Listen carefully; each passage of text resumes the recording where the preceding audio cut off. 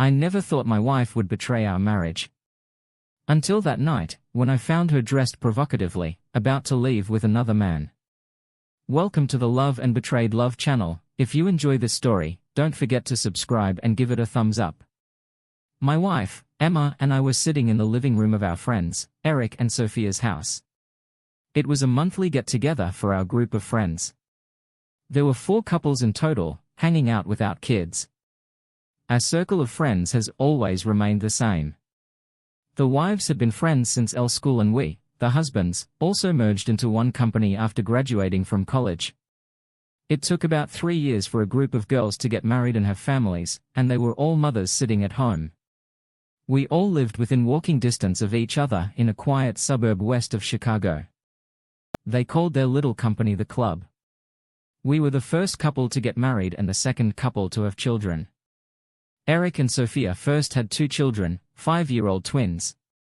James and Amanda had a 3-year-old. We had 2 aged 5 and 4, and Mike and Laura had 1 4-year-old. Strangely, all the children were girls, except our son, Cody. There was nothing special about any of us. Eric owns a bar club with a decent crowd at DJKNS. Me and James are a manager at a grocery store chain and Mike sells insurance. All the wives were the mill next door. Cute soccer moms in pretty good shape and all pretty cute. But Amanda was very hot at an earlier age and from what I heard from my wife, a little wild. We drank Eric's Johnny Black. The ladies enjoyed their favorite white wine and the buzz from it hit us all pretty good. We guys were pretty close, not as tight as the ladies, but we spent time with the guys regularly. This usually took place on the golf course or in the darts league at Eric's bar, so as we sat in pairs talking about our children and their latest activities. Amanda changed the subject and said I like being a responsible mother, but I miss dancing. The other ladies agreed and began to remember their student adventures. Emma said why don't we spend tomorrow evening somewhere and go dancing? We can leave the men on duty with the kids and go out and shake the cobwebs off our asses. Eric said why can't we go with you? Who are you going to dance with? Sophia said with those who want we can relax and shake our asses and won't have husbands or kids to fuss over weight. I said to my wife that was the point of these monthly parties, a night away from children. Now you also want to spend the night away from your husband. Why I don't need a break from you. Why do you need one from me so you can go out and pick up some guy at the bar? We've all heard Eric's stories over the years about wild women and lustful guys who were caught in his closet or in the parking lot. We've all heard of confrontations between husbands and wives who do things they shouldn't do on the dance floor. Why do you, ladies, think we will let you get into situations like this? Tom. The point is not to be pestered but to go away and not be WHS and mothers. For a few hours, Emma said Eric jumped up and said okay, do it at my club, drinks at my expense. Never. So you can spy on us, to hell with this. Emma said sharply, spy on you. What will you do if this bothers you? I shouted. At this point the night turned into arguments and accusations. I wasn't the only one concerned about the motivation for this, and in fact it became clear that they had already talked about it before the party. We were ambushed and I was angry. Okay, let's finish this. We need to cool down. It's all gone too far because of a stupid night out. I said I agree. Eric said we're at Cantigny tomorrow at 6:40 local time. Boys, it's not over yet. Amanda said we're meeting tomorrow evening and that's it. Her husband, James, said we'll see and walked out the door. I was glad because he was right behind me in the driveway and I wanted to leave. Let 'em go, Mags. Okay, let's go. She said and left in anger. I shrugged and said goodnight to Eric and the others all the way home. She sat silently, crossing her arms over her chest like a capricious child. All she lacked was a pout, and her displeasure rivaled that of my 5-year-old. I couldn't shake my anger at this setup. They planned everything clearly and even chose the night. I think we all trusted our wives, but on some level we wondered why they felt like they needed a night away from us. It's not that we were married for decades and our lives were boring. Emma and I had a lot of adult nights out and they were easy to organize. since our kids' grandparents lived nearby and loved taking the kids along. They even let us spend the night without the children. Did one or more ladies want to deceive? Did they want to flirt and get affection from men other than their husbands on the dance floor? Why would they think we'd be spying if they went to Eric's bar? What were they afraid we would see? When I pulled into the garage, she opened the door and was practically out of the car before I stopped with the kids at her mother's. I figured I'd get a scolding as soon as the garage door closed after 3 large glasses of wine at the party. She was relaxed enough to give me a tirade, unlike any before. Why are you acting like a jerk? I had to think quickly and decide how far I wanted to go. I decided to just let her go and let off some steam. Well, what's your problem with me going out with my friends? Do you feel like I belong to you? Do you think I want to do this so I can go and have sex? Answer me. I sighed and calmly said, tell me, why is it so important to go out without your husbands? Why can't you dance with us and shake your asses like you said with your husbands? Why risk being petted or, God forbid, worse, when you can dance with us and do whatever you want there? You heard Eric's warnings about illegal substances and girls being kidnapped on dates. He hears all the warnings and stories from other bar owners and the police. Can't you understand that? We're just worried about. You don't have to worry about anything. All we want to do is let off some steam, then do it at Eric's bar, where X can keep an eye on you. We'd all feel better if it was there, and you'll save money on fees and drinks. X is Xavier, one of Eric's weekend bouncers. He's 6 feet 5 inches 300 pounds and a total wall of don't mess with me. I'll talk to the girls. Maybe we can compromise. She said sorry, I don't want to swear. We have the whole house to ourselves, so how about making good use of it? She continued with a sexy purr, taking off her blouse. We take off our outerwear and climb the stairs. By the time she sat on the bed, she was in her underwear and I was naked. We made love. After lying on the bed, I tasted her sweat and asked how about a show. She smiled and said I never want to move from this place. I was fast asleep when the alarm rang. I slowly walked into the shower to wake up, kissed the sleeping love of my life on the cheek and went downstairs to get a cup of coffee. The argument from yesterday was still haunting me and I knew I would be discussing it in detail. Over the course of 18 holes and a case of beer with the guys, I grabbed a case of young beer from the refrigerator in the garage, threw my clubs in the back seat of the SUV and headed out to the golf course. When I pulled into the parking lot, I saw that the other guys already had carts, so I pulled up next to them. James said, "Hey, Tom, we're ready for the round and ride.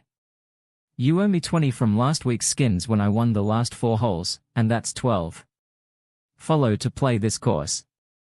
I pulled out a 100 bill and handed it to him, saying I have to hold this. We have not yet seen how much you will lose to me today. Eric belly laughed as I loaded the cart with my bag and said, "Guys, grab some beer. It should be cool enough to keep in your bag without getting too hot." Mike said, "Damn it, Tom, $6,000 a piece won't make it around the bend. The girl with the beer will probably get some of our money today here." I brought cigars and he handed me a pair of good Toro Gordos in a Connecticut wrapper. I never understood his need to smoke good cigars on the golf course. They were probably 8 a pop, so not too crazy, but still seems like a waste because they fall to the ground, get forgotten or, as happened once, get hit by a ball while in someone's mouth. I dropped the putter after a costly missed putt and nearly took James's head off one time. But then again, we were paying $100+ for golf. People would think it was stupid too. Fully loaded smoked cigars, open bottles of beer. We headed to S number 1. I was driving with James and while we were driving he started talking about the party and the ladies ambushed dude. I'm worried about the girls going out without us tonight. It's not like them, and to be honest, Amanda has been talking a lot about her fun old days lately. Crap. Yeah, she was talking on the phone last week about some sex she was having. She didn't know I was home and could hear her conversation, so she didn't hide anything. I knew she used to have fun, so it wasn't anything she hadn't told me before. But she said she missed that lifestyle, which was news to me. Damn, Now she wants to drag our wives with her. I said I really thought she was over all that crap, and now that I had little Sammy, I didn't think I'd ever have to worry about her being faithful to me. This sucks. She was the one who brought it up last night in their little hangout. It would have been logical for her to lead this, but Emma was all too willing to fight for it. He nodded and I saw sadness in his eyes. It didn't make sense to me. James dots on her. She is treated like a queen. She has a new SUV, all the latest home accessories, money in the bank and a bedroom in the house dedicated to her scrapbooking needs.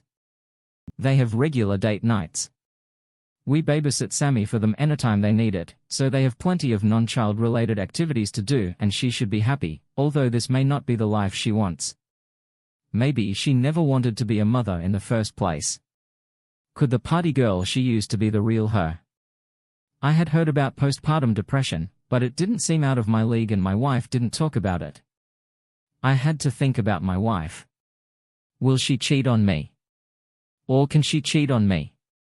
Does she know that Amanda wants to go back to her old ways? I didn't notice any strange behavior. She never refuses me sex. Sure, we were interrupted a few times by the kids waking up, but that's just being a parent. Does she want to try someone else? Am I not good enough for her? Maybe I'm overreacting.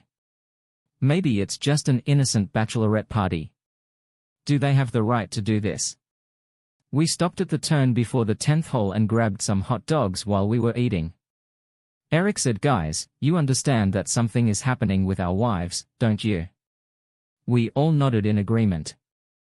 They were too hostile last night about this for my comfort level. The fact that they were worried about us knowing what they were doing and refused to go to my B doesn't make sense to me. It really ruined my mood. I agree. I said I talked to Emma about it and she said they would consider going to your bar as a compromise. But I really don't believe they'll just go there. They have something specific in mind. We just have to find out what it is. How about? I asked Rick to follow them if they don't go to my bar. Eric said Rick was the new bouncer at Eric's bar, whom none of the girls had met. He was as imposing a man as X was okay. I like this idea. Would he intervene if the boys went too far? I asked Dude. I pay him to do whatever we want him to do. Eric said okay, let's finish up the golf and then we can come up with a plan. Mike said, lighting another cigar. We finished golfing and sat at Eric's bar talking to Rick. So this is what we want. Follow our wives wherever they go, stay in the background and watch them if things start to get out of control. Take a video on your phone and text me everything you wouldn't want your wife to do. If any of them try to leave with the guy, stop them. Eric said, how to stop them? Asked Rick, do you want me to exercise with them? No, follow them. Write them down, then stop them and ask whichever lady it is if her husband would approve at this point. Show her that you recorded them leaving together and sent the video. This should stop them from continuing. If she tells you some about how to give her a ride home, buy her an Uber. What if this starts pestering you? Well, then it's his fault. Rick smiled and said, of course, boss, I'll take care of it for you. My wife's friend Kara cheated on her husband and got pregnant. Stupid Rich had a great boyfriend and she dumped him at a party. Like she was lonely. I hate scammers. Guys, why don't you come to my place this evening with the children? They'll enjoy the sleepover and if anything happens at the club they're going to. A couple of us can run out and get them without worrying about the kids. Great idea, Eric. I said we will contact each other after the wives will inform us of our plans. As I walked into the house, Emma grabbed her keys and flew past me. I'm going to the shop. I'll be back soon. Could you buy me some shaving cream, honey? I asked. She stopped at the door of her car and said, I'm not going to the grocery store. I'm going to the mall with the girls to buy a dress for tonight. Why do you need a new dress for tonight? Who are you trying to impress? Don't be an ass. I just want to look good like a woman, not like a mother. You are a mother and you are also a wife. You better not forget about it. I slammed the door and went upstairs to check on the kids. They were going to take a nap, so I took a shower and then made dinner. Later, they went downstairs as usual, sat in front of the TV and watched Frozen 2 for the millionth time. I smiled when I saw them sitting on the floor together. I thought about the great love I had for my family, and it would devastate me if Emma wanted to cheat on me. Why did she take such a risk? She always seemed happy. We had a lot of conversations about our dreams for the future before we got married. We had a great family. She should have known that if she cheated, we would be finished. I had a fiancée who cheated on me before I met her. In fact, she was the one who pulled me out of a 6-month depression and showed me that I could love and trust again. I would never agree with her cheating, and I would never agree with her helping her friends cheat. Someone needs to be the voice of reason, not the mediator. I expected it to be her. I was playing Candyland with my kids when she walked through the door at 6 It was our usual dinner time, but knowing Mike would have pizza, we just grabbed a bite. She brushed past us and up to our bedroom without saying a word. She was clearly avoiding me in our conversation about her date night. It doesn't take nearly 4 hours to buy clothes. Cody shouted, "Mommy, come play with us." She didn't hear him or ignored him. I was afraid it was the latter. "Go call her buddy," I said, and he ran up the stairs. I didn't hear their conversation, but I hear his bedroom door slam. My daughter Heather said, "Ooh yeah, baby, definitely ooh." I went upstairs to see what was going on and heard my wife talking on the phone. She closed the door to the bedroom, but I understood her part of the conversation well enough. "Okay," she said, "there's no way in hell. We can relax at Eric's. I suggest we tell them we're going there just so they don't fight about it. And then we go to a real party after a few drinks at Eric's. They have a huge hall and all kinds of dance music." After that she said goodbye and went to the shower. I opened the door to Cody's room and he was crying. What happened? Baby mom told me to stop pestering her and leave her alone. I hugged him and said, "Don't worry, son, we'll go to Uncle Mike's and have a sleepover with all your girlfriends." "Will Heather be there too?"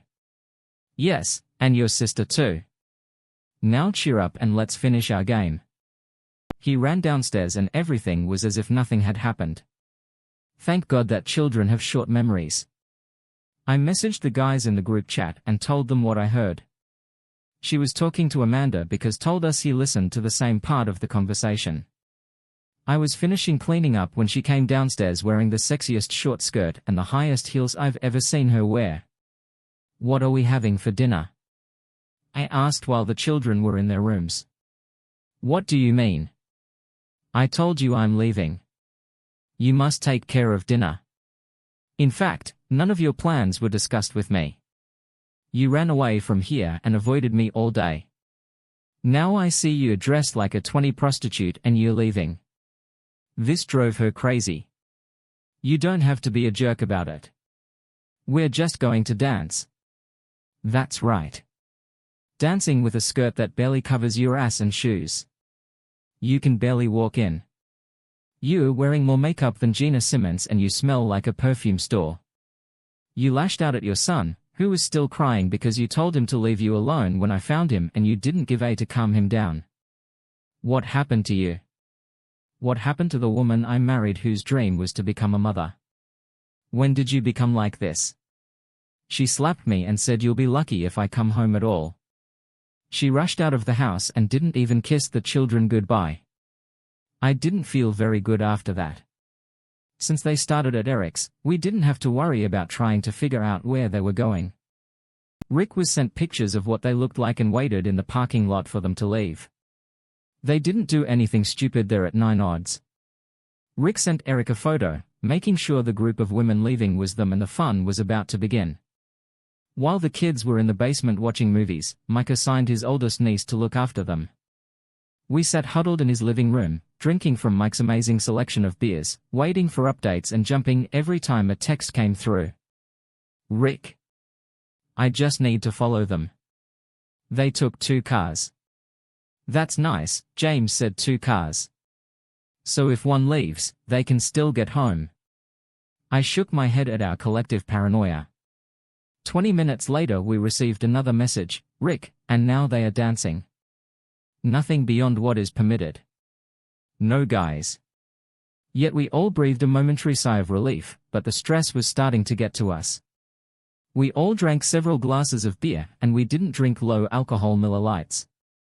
It was a strong craft beer with a high alcohol content. I made the decision to quit drinking. If trouble happened, someone had to be sober enough to drive. The next message came a little later. Rick, a group of cowboys all wearing hats and no cattle, brought drinks. Lots of appreciative touches. Not a single line was crossed by at this point. James was ready to run out and intervene. Wait, James. I said we expected something like this. It's still not even as bad as we feared. Let's wait a bit before we start shooting pistols. Okay, Tom, you are right, crap. I'm so nervous though, we all are. Mike said, come on, eat some pizza and calm down. The beer is starting to take effect as we ate the rest of the cold pizza. Eric's phone rang again. Rick, I'm sending photos now. They dance even dirtier. Our stomachs were in knots waiting for the photos to appear. They were bad. There were no photos of Laura. There were Amanda, Sophia, and Emma. Eric wrote to Rick about Laura. What about the other redhead, Rick? She doesn't slow dance. She only dances fast numbers and line dances, and she doesn't drink her. Rhinestone Cowboy has moved on to greener pastures. Mike was happy, and it felt like a huge weight had been lifted off his shoulders. Mike came downstairs to check on the kids while we were stewing, growing more frustrated by the minute, fearing the worst. Eric's phone rang again. Rick, woman, Aru looks like Laura wants to leave. Just then Star walked in. Hey, Laura is mad and wants me to take her. I said go and get her. She clearly doesn't want to be there. Don't keep her waiting. He agreed and a moment later walked out the door. This is incredible. Eric said they are going to leave their girlfriend so they can stay. I see, at least we know what's going on. James said if Rick hadn't been there, I'd be desperate right now, worried about her going back to her wild days. 20 minutes later we received the video. All our wives were depicted on it. I threw my beer bottle across the room as Laura and Mike walked into the kitchen. I told them I didn't want to participate in this. I can only imagine what they will do. Laura said, what do you mean? James asked. Amanda went out for sex. Sophia and Emma say that's not the case, but Amanda encourages them to join her for some weird party in a motel room. I told them no, and they called me names. Do you believe this? They called me names because I don't want to be a woman of easy virtue. I was about to get up when Laura stopped me. Tom. She said all she was going to do was dance a little. I don't think Emma is going to cheat on you. It doesn't look like it. I snapped. Then we heard the front door close. Where is James? Eric asked. Damn, he was just here. I said damn, we better go get him. Mike said as we ran out the door, he just pulled out of the driveway like a bat out of hell. Warn Rick. I said let him know that trouble is coming and let him keep James out of jail. We be done. We pulled into the club's parking lot and waited. Rick let us know that he grabbed James. When he burst inside, he sent it back and James cooled off in his car waiting for us. Rick watched what was happening inside.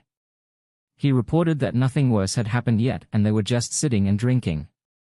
We found James's car and he came out to meet us. I was really going to kick some ass there, but Rick stopped me. I believe you warned him that I was coming. Yeah, we don't need to get you out of jail. Eric said. Eric's phone rang. Rick.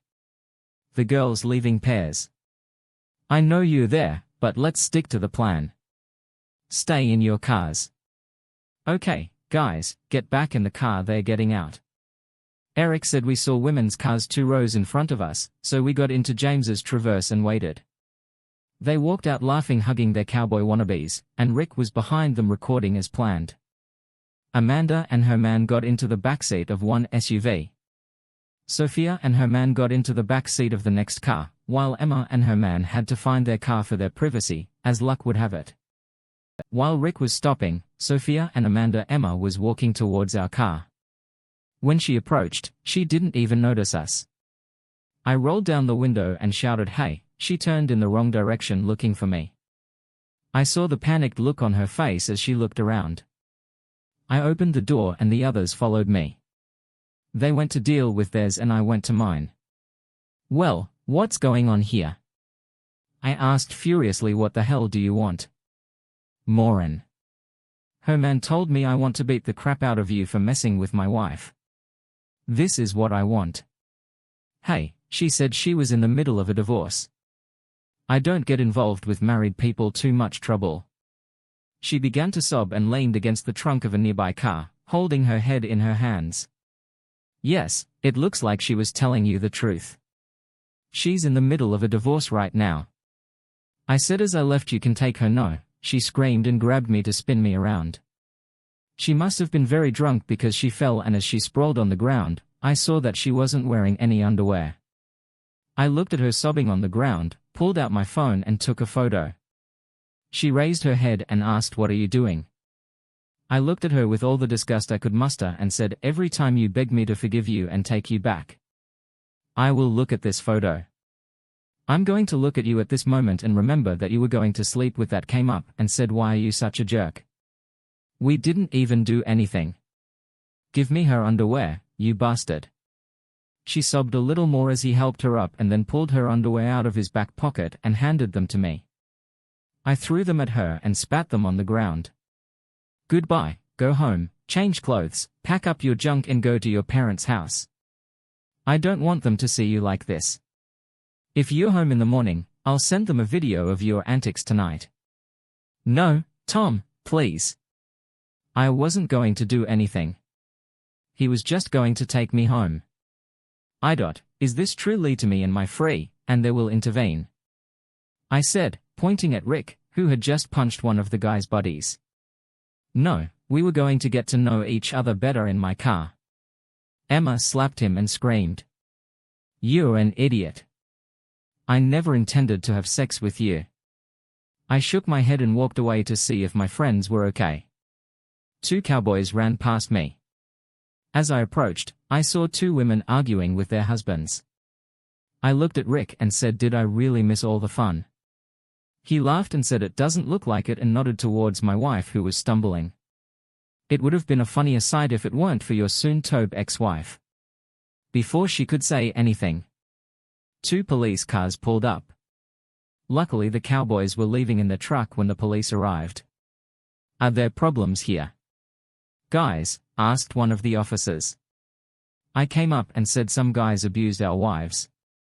We scared them off. So now everything is fine." He looked at me a little and asked us.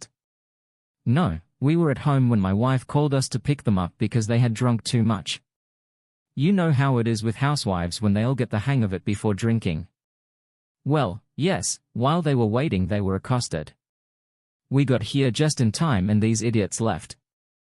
As soon as we arrived, he took our IDs and did with them what cops do." Meanwhile, our wives had calmed down and were next to each other by the cars, while the 4 of us stood closer to the police car. He came out and said, "Okay, get them home safe and sound." I nodded and he said, "And from the looks of them, you might want to consider keeping them on a shorter leash." He got into his car and they drove away. "Even the police think you look like women of easy virtue," James said as he left. He got into his SUV and drove away, leaving Amanda in the parking lot. Eric said, "Ladies, I just ordered a taxi for you. Go home and sort your out. We won't be there tonight. Sober up and in the morning we will deal with your betrayals." This made Sophia and Emma cry again, but Amanda had a look of hatred on her face. Eric said, "Off Amanda, this is on you and your desire to relive your good old days. You brought your girlfriends into this with you and now you have to pay the piper. Thank God Laura had the sense to leave and warn us." You just sent her home alone so you could get yours. Oh yeah, we all know about the motel party plan, so you better come up with a good excuse for it in your argument tomorrow. She cowered and Mike went back to get his truck. When he arrived, a taxi pulled up and imported our wives. None of us responded to anything they said. All the pleading and persuasion they were capable of would not help them. Tonight I'm seriously considering divorcing her. I said I've seen your wives actually sit in the back seats with their asses, but mine didn't go that far. Although I'm sure her intentions weren't good, they nodded in agreement. My main consideration, however, is the children. I can't be a part-time dad, dudes. It would kill me. They are so young that I don't know what to do. I just do not know. I woke up to the sound of children running around, like kids do when they're excited to be with friends. Laura was cooking breakfast and from the smell it was bacon, French toast. I also smelled coffee, so I went to the kitchen to get a cup to wake up quickly. I saw that it was 6:08 a.m. and sigh, at least I'll have a few more hours before my wife wakes up with a hangover. I was afraid of facing this fiasco when I turned on my phone. I saw that I had 5 voicemails, 3 from her, 1 from James and 1 from Dale, her father. I listened to Mark first. He was just letting me know that he went to the hotel and everything was fine. Dale let me know that my wife was safe with them. It turns out she didn't go home. She walked straight towards them. I can only imagine how that conversation went, given the state she was in. I didn't bother listening to Emma's messages. I tried to read the texts, but they were so incoherent that I deleted them. Mike and Eric entered the kitchen a few minutes later and sat down at the counter on the bar stools. Laura spoke first. I'm so sorry, guys. I really tried to reason with them. I said don't worry about it, Laura. You are the only smart one in this company, because you left. We had a guy in the bar who was watching you all the time. What? She screamed. You were spying on us. You idiots, shut up. Mike shouted. You dare to be upset that we are worried and that someone is watching you? What the hell do you think happened last night? We caught them leading the men to their cars. Laura, Amanda and Sophia sat right in the back seat with them. She stood there in as much shock as the rest of us at Mike's outburst. Thank God the children didn't hear this. You want to stand there all modest, because you think you haven't done anything wrong. Have you stopped your friends when they were lying on the floor and behaving inappropriately? I don't think so. The line is the hands and lips on them of men who are not their husbands. Mike, I shut up. What do you think about your little plan to ambush us and then you're shocked that we don't want you to go out alone? Last night went exactly as we feared. Marriages are in trouble. Laura, ours, including for your support of how they acted. Did you really think that we wouldn't find out that something happened when you all fought over going to Eric, where you would be safe? I'm just wondering what your intentions really were last night and if you chickened out when you heard their plan sobbing. She said, Mike, no, please, you have to believe me. I don't believe anything you say right now. I'm leaving. Mike stood up and left us all sitting there while Laura ran to her bedroom, leaving Eric and I sitting there with our mouths open in shock. God, I didn't see that coming. Eric said. I shrugged and said, let's finish preparing breakfast for the children and hit the road. I have a place for James's daughter. I'll take her to his hotel where he stayed last night. Fine, we finished preparing breakfast. Laura pulled herself together and returned to help. When we were leaving, I asked her, are you going to be okay? She said quietly, hugging me. I hope so. I really hope so. James didn't answer when I called to meet him to drop off his daughter, so I drove to his house. I left him a message asking him to meet me there. Amanda opened the door and shouted, what the hell do you want? Idiot little Sammy started crying behind me, so I picked her up, turned around and walked back to my car. Amanda came out screaming for me to give her the baby and started hitting me in the back. A neighbor saw what was happening and called the police. They arrived while she was still trying to get Sammy out of my car. It made my kids cry, so it was very ugly. The police told her to move away, and she started screaming at them that I had kidnapped her child. Naturally, they took this seriously. One officer took Amanda to the other side of my car to get her story, while the other officer stayed with me. I told him the whole story from last night, right up until she yelled at me at the door. I explained that I was taking Sammy home, but Amanda was unable to pick her up. A few minutes later, James pulled into the driveway. He came up to me and the officer and asked what was going on. After I filled him in, the officer confirmed his identity and he confirmed my story about the previous night. He then listened to my voicemail telling him that I was going to take Sammy home and meet him there. The officer finally relaxed and was convinced that I was no danger to anyone, so he allowed James to take Sammy, despite the objections of her screaming. Amanda looked like a banshee. She banged on his car as he drove away, picked up a brick from their landscaping and threw it at the car as it drove away. Because of this, she was arrested wisely. James went to the police station to obtain a restraining order. The arrest report and Amanda's tirades made it easier. I drove home to see if Emma had made it home or if she was still with her dad. I figured she was still sleeping it off because my phone never rang. I got the kids inside and in front of the TV with some snacks, while I went into the kitchen to call Dale. "Oh my God, Tom, what happened last night? Emma showed up here half to death, drunk and dressed like a prostitute. She said you kicked her out and she didn't even do anything. She passed out before I could get anything else out of her, and she's still asleep. We are terribly worried. Dale. She and her idiotic friends went dancing in those outfits. Let's just say I caught her walking to the car with another man without underwear. Oh my God. Yeah, well, she's right that it never went too far, but that's only because I stopped it. She was going to do some irrational things in this guy's car. I'm really sorry, Tom. What will happen now? I don't know. Dale, can I forgive her for the fact that she intended to cheat on me and only thanks to my intervention this did not happen? Tom, you know I love you, but she is my child. I'd like to see you try to forgive her. At least think about it for the sake of the children. Dale, you don't even know half the problem with what she did last night. Even the events leading up to this show that she planned this and did not respect our marriage or our family. I need some time to think about this. You're right about the kids, though this is the main thing for me. Would you mind if I stopped by, so you could help me pick up her car from the club she was at? Of course, son, come in Kathy. I would like to see your grandchildren if you want to keep them. Sounds like a plan. As we drove to the club, I told Dale the whole story. He was rightly shocked, but still asked me to forgive her. Just as we were pulling into the parking lot, my phone rang. It was Emma. I ignored it and Dale frowned. You can't hide from her, son.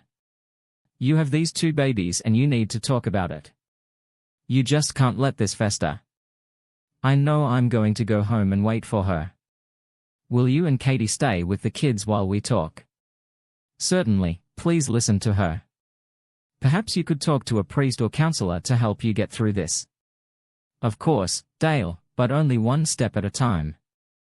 I sent my wife a message asking her to meet me at home at 1:00 and she would answer 4 questions honestly to start a dialogue. 1. Did she have a plan to find a man for sex that evening? 2. Did they plan to go to a motel? 3. Why did she give him her underwear? 4. What was her plan of action in his car? I already knew the answer to some. For the rest, I already received lies from her that night. I could tell if she was lying to me. Her right eye twitches slightly, almost imperceptibly when she lies. I always managed to catch her, even in a small lie. That was probably why she didn't want to talk about her plans before they left. She knows that I know about her nervous tics. Emma's parents, Dale and Katie, had a fairy tale marriage. They were high school sweethearts who got married shortly after graduating from high school. When Emma introduced me to her parents, I was amazed at how her parents behaved. They were always touching each other. They always sat next to each other, and if there was only one seat, Dale would stand as close as possible to where Katie was sitting. When I asked for his blessing to marry Mag, we had a long conversation about how to maintain a happy marriage in the long run and once the newness wears off. He explained, Tom. Marriage is never a straight or smooth path. You can drive for miles without turning or pause, but eventually you'll hit one. The key is to make sure your car can handle it when that time comes. The equipment requires maintenance. If you let small problems slide or don't do regular tune-ups and oil changes, your car won't last long. If the road is your marriage, then your car is your relationship. You have to work at it all the time. This doesn't mean not forgetting anniversaries and birthdays. It's just part of the deal. It means making time for yourself to be together. Be gentle, be caring, do the little things that you might not want to do, because they're little things and they don't matter when it comes down to it. Anyway, if your relationship is maintained properly, you will have a long, fulfilling marriage. I relived this conversation and some of the many others we have had over the past few years. I thought we had a love like theirs. We're not that touchy-feely, but we do take the time to make sure that our marriage is maintained, so to speak. I have always been confident in the stability of our marriage and, of course, confident in her fidelity. Until that night. It never occurred to me that she could ever betray our marriage. Did I miss the warning signs? Have I not done the little things I should have done to keep my marriage healthy? This would require some thought. At 1:00 in the afternoon, she returned home and entered the living room looking terrible. She must have just finished crying because her eyes were still red and puffy. Tom, go get yourself in order. I don't want to look at you in these clothes. I snapped. There was really no reason to force her to change her clothes. Was it really because I didn't want her to look like that? Or did I just want more time to think? I looked at the TV again and realized that I was watching the DVD that the kids always watched. I shook my head when I realized how lost in my thoughts I was if I watched Frozen 2 and didn't realize it. She came down half an hour later, freshly showered and wearing yoga pants and a t-shirt. She knew I loved her ass in those pants because they had led to several bouts of adult fun lately. I was half sure that she wasn't just dressed for comfort. She wanted me to think of her sexually. It didn't work. Tom dear, wait. I said I asked that you have answers to 4 questions ready before we talk. Can you answer them? Yes, so what? She sighed and said. I swear to God, I never went out with the intention of sleeping with anyone. I didn't answer. As she looked at me waiting for me to continue. I peered into her eyes for a twitch, but was momentarily distracted by the slight flirtatious movement of her hair and the way she bit her lip. Damn, I loved her. She makes my life difficult and I don't think it was even on purpose, since there are no children in the house. I should have already bent her over the sofa, but he allowed her to continue. I never intended to go to a motel with Amanda. It was her idea. I swear I didn't mean to sleep with this guy. I was just going to walk this guy to his car and then Uber and home. I'm sorry, I lied about it last night. I don't know why I said he would give me a ride. I think I just panicked again. She waited and again I said nothing. Yes, I gave him my underwear. I was drunk and they all egged me on to do it. I went to the toilet alone and took them off. I didn't let him do it and I didn't do it at the table. I swear he never touched me down there. I knew it was true because Rick was watching her and would have seen it happen. I was still angry that she did this. Tom, I swear to God I didn't mean to get into his car. God, I wish you'd wait to see this before you go out. I know you don't believe me, but it's true. I was going to kiss him goodnight and I know that's bad enough, but I wasn't going to get in his car. Give me your phone, for what do it great here. I opened her last calls. I saw the calls to all the other girls and thought they needed to clear up their story. Then I saw Simon's phone number. Who is Simon? I asked her. I twitched, but she didn't respond. Who is Simon, Emma? The guy from the bar. Why do you have his number in your phone? I didn't do this. He must have inserted it while I was on the toilet. Yes, of course, I thought there's one thing I can't get out of my head. You told him you were in the process of getting a divorce. Explain this. We wanted them to buy us drinks. We didn't think they would buy it if we told them we were married. Should I buy you a drink? Are you suddenly so broke that you can't spend your own money on booze? The bank is full of money. I'm sorry. I do not know what else to say. We were stupid. I understand I screwed up, but I never intended to cheat on you. Well, all the evidence points to the contrary. You hid your plans, your appearance. You slapped me and told me I'd be lucky if you ever came home. You told him you were getting a divorce. Amanda was trying to throw a party at the motel and you were heading to his car without any underwear. Your girlfriend sat right in the back seat with their boyfriends. Every bit of it shows me that you planned to deceive me. She cried and ran out of the room. My anger had already subsided and I was quite calm. I didn't see any signs that she was lying to me. I just couldn't figure out if it was her actions or her obvious intentions that mattered. I stopped what was actually going to happen, so I had no way of knowing whether he could have gotten her into his car or not. In her drunken state, they were able to persuade her to take off and give her underwear. What else could they persuade her to do? Her behavior was a complete shock to me. She had never acted before. Sure, she got a little more horny in bed after a few glasses of wine, but nothing like what she did that night. I was completely at a loss, not knowing what to do next within 24 hours, starting from a dispute in the house. Eric. She was a completely different person. I left the house without checking on her and Ked James. He returned to his home with his daughter after getting a restraining order against Amanda. He invited me to talk about our problems and I agreed. Misery loves company and all that, right? I stopped to grab a couple of packs of beer and headed towards him. It will be a difficult day. When he opened the door, I realized that he was upset.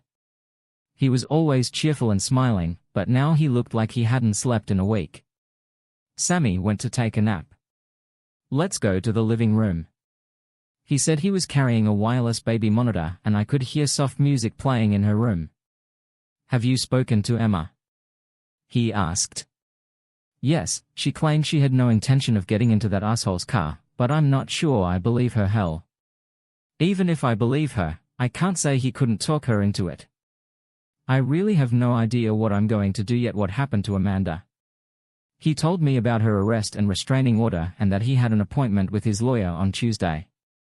So this is really a scam? I asked. Yes, here, look at this. These texts helped obtain a restraining order. He handed me his phone and showed me the string of messages Amanda had sent him after she left the club. Oh my God, I said, continuing to scroll. Most of them were her insults, and one of them was that she threatened him to take Sammy and leave him, but the last one sent at 1:00 a.m. read, get a DNA test. I looked at him. He was sad and shook his head. She left her phone here this morning. He continued.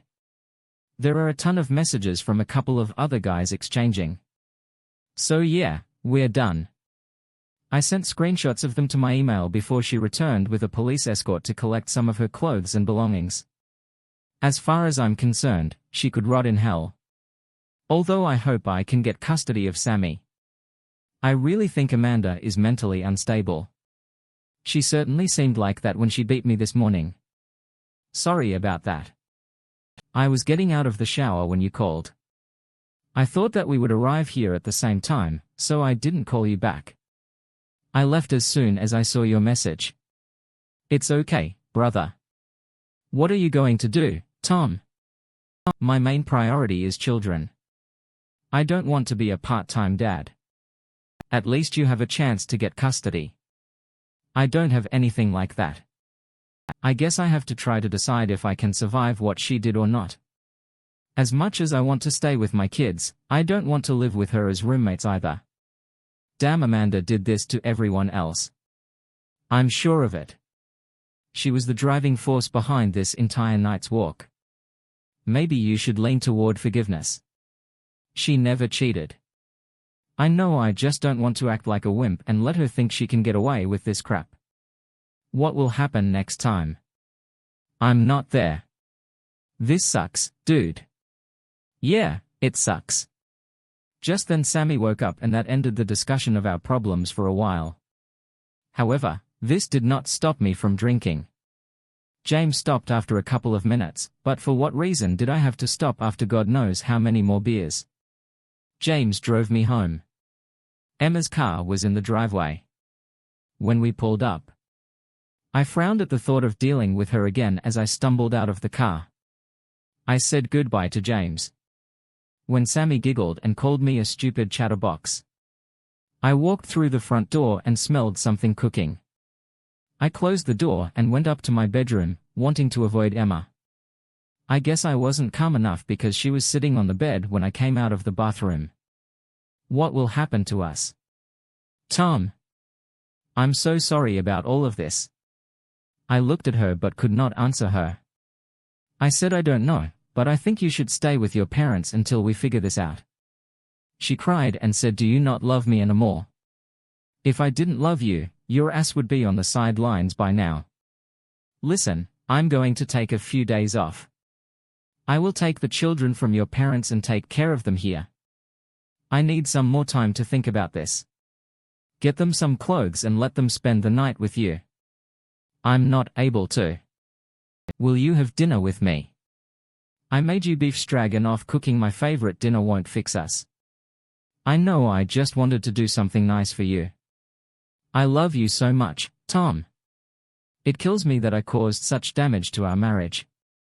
You have to believe me. I never intended to cheat on you. I think it's time for you to go.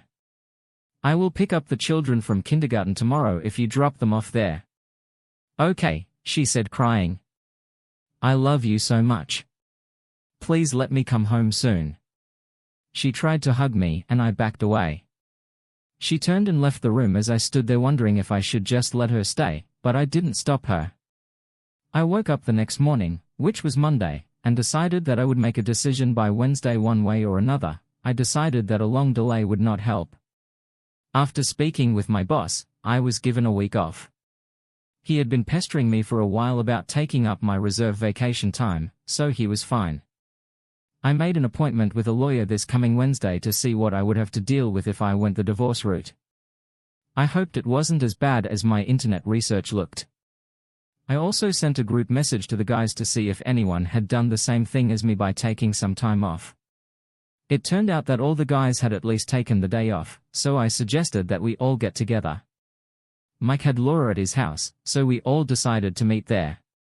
Laura could look after any children who weren't in daycare or with their mother. Mike and Laura made up when he calmed down. I was glad about that, because we knew she didn't act like the other wives that night. I didn't think she should be punished as much as the others. Eric asked Sophia to stay with her parents for a few days and she agreed. At that time he also had not yet made any decisions. James was still moving forward with his divorce plan. The complete disrespect that Amanda showed him was too much to overcome. Nobody blamed him for this decision. He had evidence of her infidelity from her phone. As we sat at the kitchen table talking, Eric and Stevie agreed with James that I should try to make things work with Megai.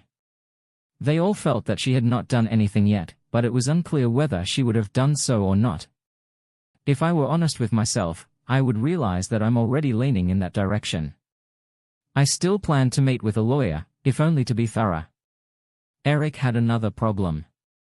Sophia was in the backseat with her boyfriend and there's no excuse for that. Even if she didn't sleep with him, something was bound to happen. Eric was just as unsure of what to do as I was. If we didn't have children, our wives would already be on the street with Amanda. We just couldn't make such a quick emotional decision like that. Families were at stake. The more I thought about it, the more I realized that the consequences of divorce would be too severe. Wives might have to get jobs, their alimony and child support payments would be huge and we'd have extra rent to pay for housing, and wives would almost certainly get primary custody. As bad as I felt about it, Donan felt even worse because Sophia went one step further than Emma. I regretted stopping her that night. I wish I had let her complete all the actions she was going to take with this guy. I would at least have a better idea of her intentions, but what man wouldn't stop his wife in such a situation? I picked up the kids from daycare and they were usually talkative. This improved my mood as the day wore on and I thought less about Emma. Around dinner time, Dale called and, after some small talk, asked Tom, how about we bring over a couple of pizzas and see if we can help you come to a decision. Dale, you and Katie can come, but I'm not going to see or talk to Emma today. Tom, you can't hide from her. I am not hiding. I just need time to think about my options and what I'm going to do. If you want to come and take her side. I have no problem talking to you, not with Emma. Okay, Tom, see you in an hour. If I didn't like her parents so much, I would tell him to off. Since I was already leaning towards giving her a second chance, I decided to talk to them. It won't hurt anything. We ate pizza and talked with the kids until bedtime. It was a difficult conversation to have to explain to them why their mom wasn't home to put them to bed. Katie's presence helped and I was grateful for that. After the children had settled down and had their stories read to them, it was time for some serious conversation. Kathy started by saying, Tom, where are you now? Is there a chance for you two to stay together? There's always a chance. My problem is balancing her intentions with what I know and have seen. She claims nothing should have happened to this guy, but she told him she was in the process of getting a divorce. Katie gasped. She said it was so he could buy her a drink. We do not suffer due to lack of money. There is no need for men to buy her drinks. She also gave him her underwear and yes, she followed him to his car, drunk and without underwear. Oh my God.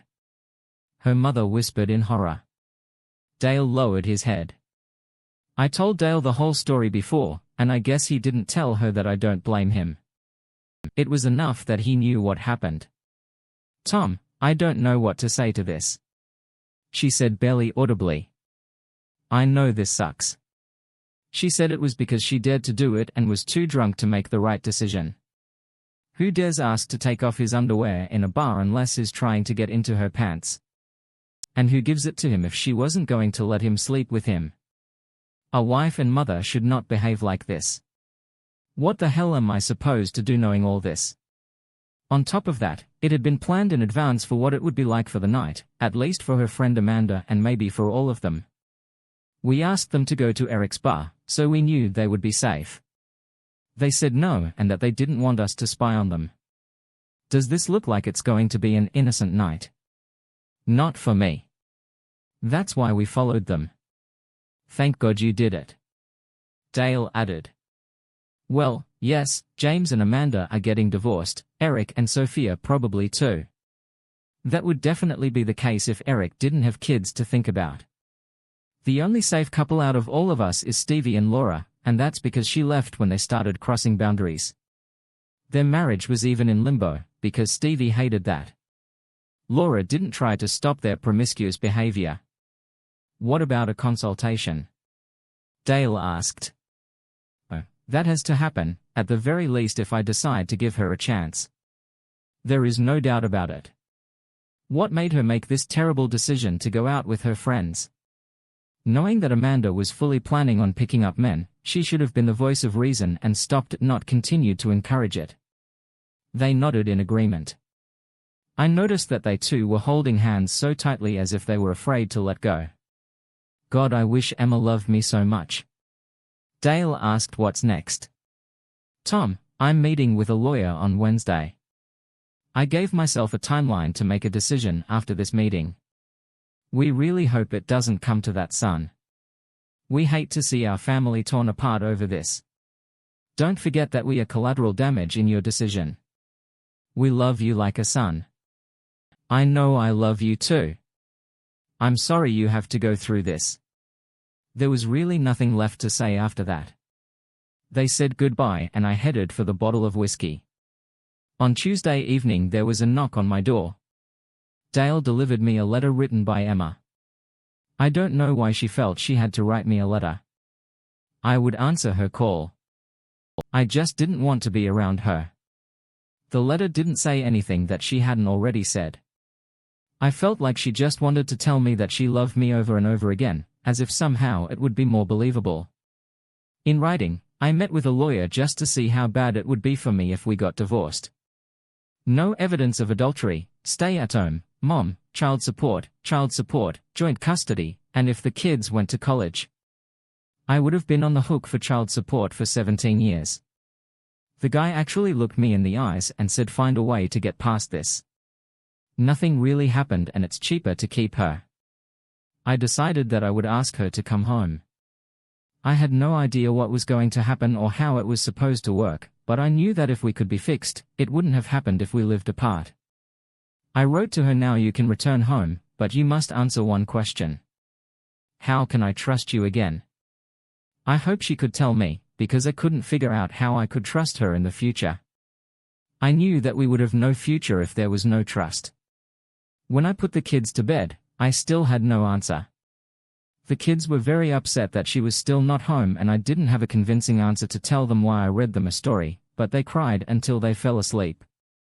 I was getting angrier by the minute, so I called her parents' landline. I have not received a reply. I called her cell phone but no one answered. I called Dale's cell phone but no one answered. I called all 3 numbers and sent SMS every 15 minutes for an hour. It was almost 10:00 and I began to worry. I called Laura and asked her to come watch the kids so I could drive over and see what was going on in their house. I was shocked because someone should have answered one of the phones at this time of night. Laura pulled into my driveway and I met her at the door. Anything else? Tom? No, thank you for coming so quickly. I'll let you know what happened as soon as possible. The drive home took only 10 minutes and it was quiet. I saw Emma's car in the driveway, so I rang the bell, but no one answered. I used our key to their house and entered myself.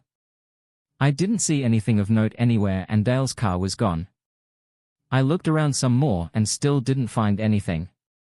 I called Dale's cell phone again and heard it ringing in their bedroom. Wherever they went. He left his phone. Kathy, I had a cell phone, but I didn't know its number. I never needed it. They were always together and always called me from their landline. If they called me. We no longer had a landline. We always used our mobile phones. I took Dale's cell phone and luckily it was unlocked. I scrolled through and found Katie's cell number. I heard it ring in the kitchen when it rang and found it in her purse. Where could they be in such a hurry that they didn't grab their cell phones and her purse? I called Emma's phone again and heard it ringing in the other bedroom. Crap. I said out loud, what the hell is going on? I had to go to the toilet and there I saw this on the sink. It was an empty bottle of sleeping pills. I thought the worst and fell to my knees in tears. Why didn't they call me? I thought, gathering my courage, and ran to my car.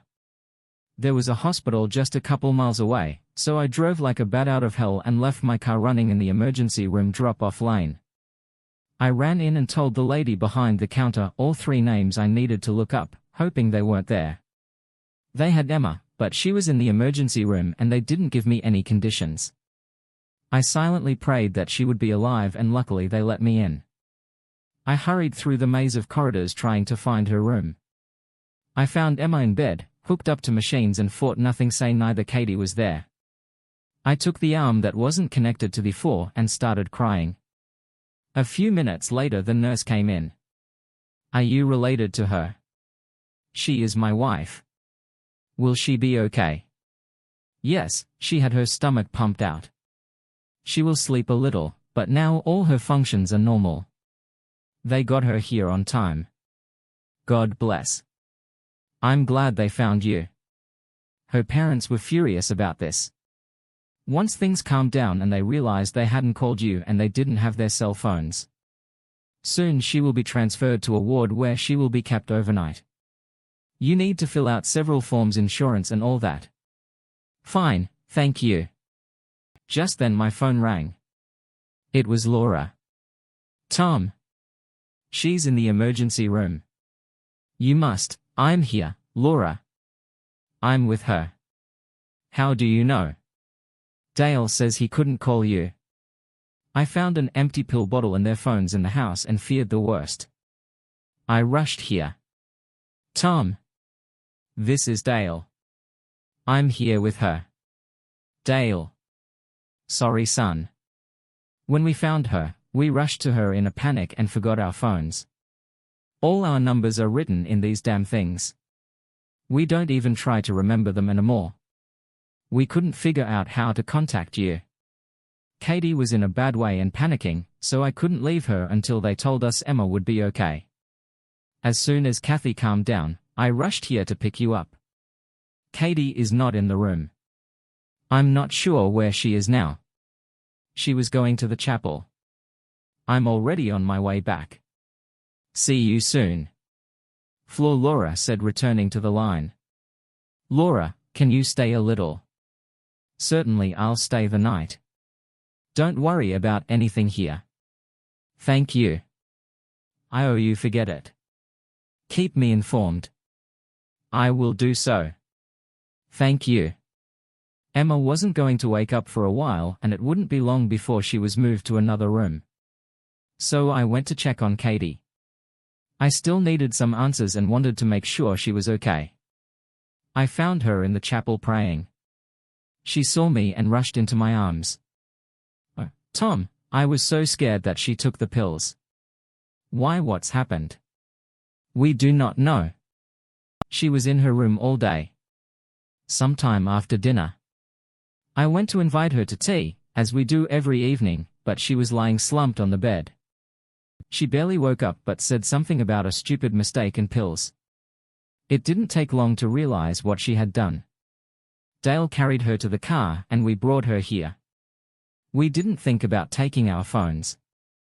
I didn't even grab my purse. Yes, I saw it. I came to your house when no one answered my messages. I couldn't understand why she didn't call me after I told her to come home. Did you tell her to come home? Yes, we still have a lot to talk about, but being apart won't help that. Then why would she do this? It does not make sense. She wanted to come home to you so bad. Well, we'll have to wait until she tells us everything herself. Let's go. She will soon be transferred to another ward and Dale is already returning. Emma and I were with him. When Dale returned, Katie fell asleep. Are there any changes? He asked. No, we're just waiting fine. Oh, here are your keys. I saw your car in the oncoming lane. I parked it for you. Thank you. I forgot I left it there, so someone must have turned it off for you. It didn't work. You're lucky it wasn't stolen. I actually didn't think about it at the time. Miss forgot his phone at home. Yes, but we are old. We have an excuse. They settled Emma in the room and told us to go home and get some sleep. There was nothing we could do and no one knew when she would wake up. I filled out all the insurance information, signed the required forms and headed home after I told Laura about Emma's condition. She asked me why she did it. I don't know. I said I asked her to come home and holy crap, what asked Laura? I told her to come home, but she had to tell me how I could trust her again. Damn, I bet she got that wrong. I meant it to be an opener for conversation, not closing the door if she couldn't think of an answer. Damn, it's my fault. No, stop that. It is not your fault. She has created a terrible situation for herself and has been in a deplorable state for several days now. It was her choice. You must be strong now so that you can restore her. She will need you now more than ever. You must think correctly. Your children needed to be healthy. Fine, it's just not what we needed right now. I can't fix my marriage if I have to fix her first, you and all the other girls that were at the party. What do you think about this now we know we were stupid? I'm so sorry you're going through this. She hugged me and left. I took the children to kindergarten and went to the hospital. I walked in half an hour before the reception started. Nobody stopped me, so I'm not sure if it was normal or not. I did not care. She was sleeping. When I entered her room, I saw that the tray of food was sitting there untouched. I remember this was one of the things I filled out the night before the breakfast selection. I decided that she had not woken up yet, and I was glad of that. I wanted her to see me there when she woke up. I hoped that it would improve her state of mind and at least clarify something. If she knew that I was next to her. I took her hand, leaned over and kissed her forehead. She stirred but didn't wake up, so I pulled a large chair closer and sat down. I held her left hand with my right and looked at the news on my phone. Dale and Katie walked in right at the beginning of visiting hours. They smiled when they saw me and Katie asked she woke up. I don't think so. I haven't seen the nurse yet and her breakfast hasn't been eaten. But that doesn't mean anything. As children, I didn't tell them anything. They just went to kindergarten as if it were a normal day. Okay, no need to upset them. Dale agreed. We didn't talk about anything for a few minutes before I said when she is released I will take her home with me. It will be best that way. She needs her stability back. She needs her family, her children. She clearly lost without you. Katie said, I just don't understand why Dale said you told her to come home. Why did she do this? He told me to come home. If I could tell him how to trust me again, said Emma, who was awake at that moment. I squeezed her hand and looked at her with tears in my eyes. Has gone, and Dale jumped up and walked to the other side of the bed. Darling, but what made you do this? Dale asked. I tried all day all dinner and after I couldn't figure out how to show him that he could trust me. I just couldn't stand it. If I can't get back to him, I won't be able to live without him. I never meant this as a condition of your return. I meant it as something we had to work on together first. Baby. What you did hurts more than what caused our problems in the first place. Your children need you. I need you. I cannot lose you. I said and kissed her on the cheek. She cried and said, I'm sorry, I'm so sorry. I did this to us. I love you so much. Please forgive me. The nurse came in and put an end to further discussion. The nurse did what nurses do and said, if your blood test is okay and the doctors don't think you'll try it again, you'll probably get out of here later today. You are a very happy woman, more than you think, she replied. The conversation was casual for the rest of the morning and I left her for a couple of hours when I needed to pick up the kids.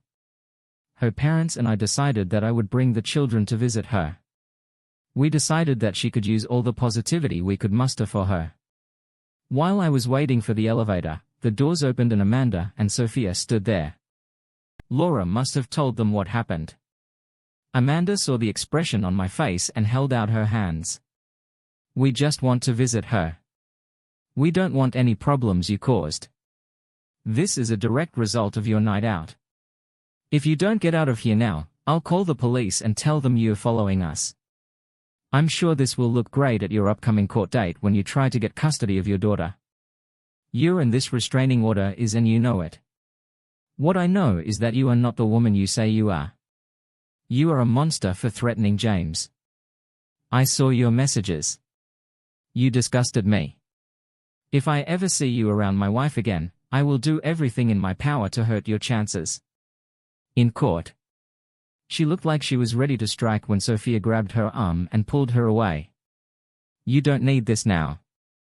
She said, I told you this was a bad idea. Burn in hell.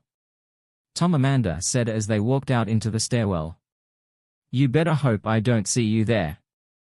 I couldn't believe that she would show up here as if nothing had happened. I picked up the kids, drove home and then took them to the hospital. I saw her parents in the waiting room and they said she was seeing the doctor, so we had to wait. We all assumed it was a mental health assessment. I told the children that Mom was sick, but I didn't elaborate and they didn't ask. We decided that we would say that she had a lot of stomach pain. If they asked. It's stupid, but we hoped they'd buy it. At 5 and 4 years old, who knew what they would ask and what they would believe? A doctor came up to us and asked to talk to me privately. We entered a small office room and he asked me pointedly, are you taking her back? She told me about your problems. I am concerned that she is not strong enough to handle this. If you send her away or abandon her again right now, my plan is the same as before: bring her home. We can't fix our marriage if she's not home. He nodded in agreement. This situation is of utmost importance, isn't it? We need to get it in order before we do it right, don't we? Yes, up to a certain point. He replied, you be together. If you convince her that your marriage is okay and then it doesn't work out, her depression may get worse. I encourage her to start seeing a therapist on her own, and I strongly encourage you to see one together. You don't need to prioritize one over the other, especially since your family problems are at the core of her personal problems. Can she come home? Yes, I want to discharge him today. She will have a prescription for some antidepressants and a referral to a GP. I suggest watching a couple of films together. This will make it easier for her and your joint treatment. Fine, thank you. We brought her home and surprised her with a large welcome home banner that the kids and I made before heading to the hospital. Dale and Katie arrived a short time later and brought all her things home. We ate dinner with two very excited kids, happy to have their mom home. She had been gone for less than a week, but it seemed like an eternity. Once the kids had gone to bed and her parents had left. I was cleaning up the kitchen when she came up and hugged me from behind. I didn't hear her cry, but my shirt was wet from her tears. I love you so much, Tom. Please tell me that you still love me. I turned and pulled her into my arms. I said I never stopped loving you. I just can't come to terms with what you did to me to our marriage. You didn't behave like a wife and everything was planned in advance. You knew what Amanda was going to do and you supported it. You should have stopped her, not joined her. Tom, you have to believe me. I never intended to cheat on you. I never intended to break our vows. I backed away and said, do you see, this is where your problem lies. You didn't see what you were doing until the moment when I stopped. You didn't see. It's like treason and a violation of our vows. Where was your respect for me when you avoided me all Saturday afternoon so we couldn't talk? Where was your respect for me when you slapped me and hinted that you would not come home and be with a man for what I said to you because of your clothes? Where was your honor to me when you were groped and kissed on the dance floor by the man you told we were getting a divorce? Where was your love for me when you walked out to his car, drunk out of your mind? She sobbed but didn't say anything. We have a fundamental difference of opinion about how a wife should behave.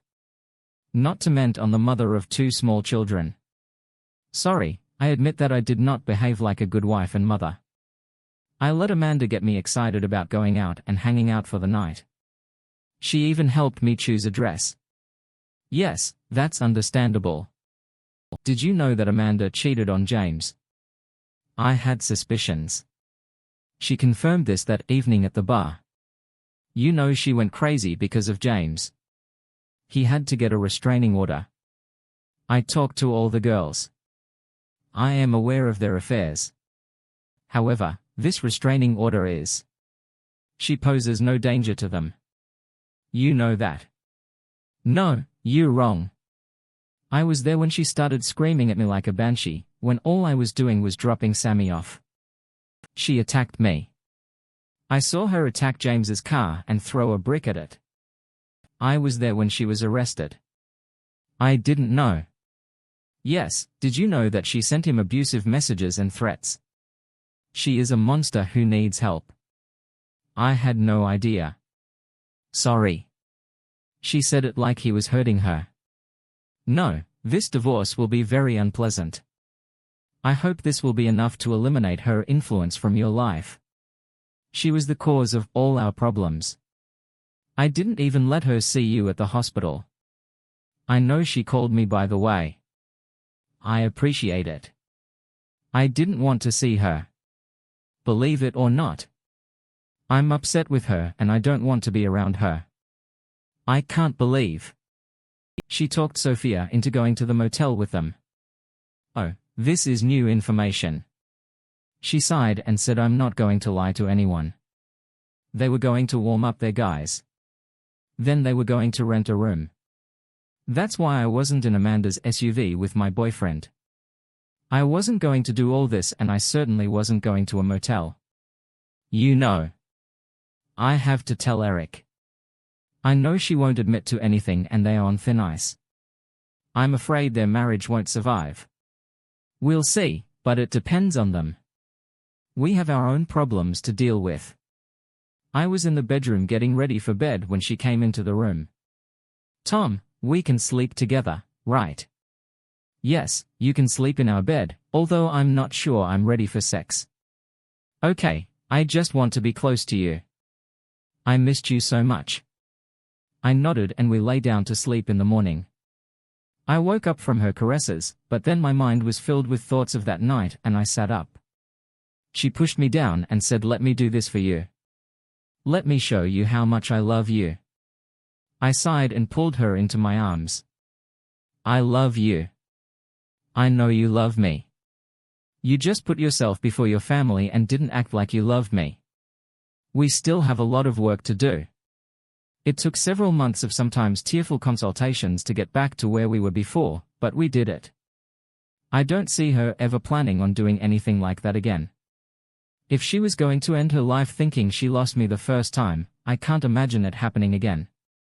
Her individual therapy sessions showed her that she was overly reliant on Amanda and her influence over her.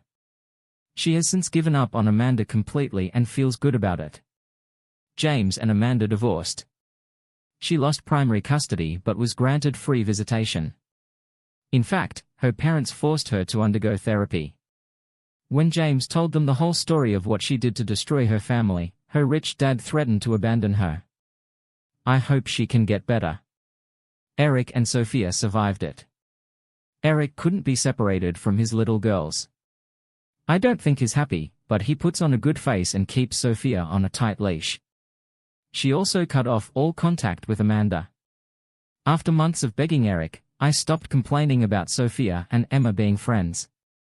I feel bad for Eric and I can't help but think he'll leave as soon as the girls are old enough. Mike and Laura also stayed together. Of course, this was the easier route, since she didn't do anything with other guys.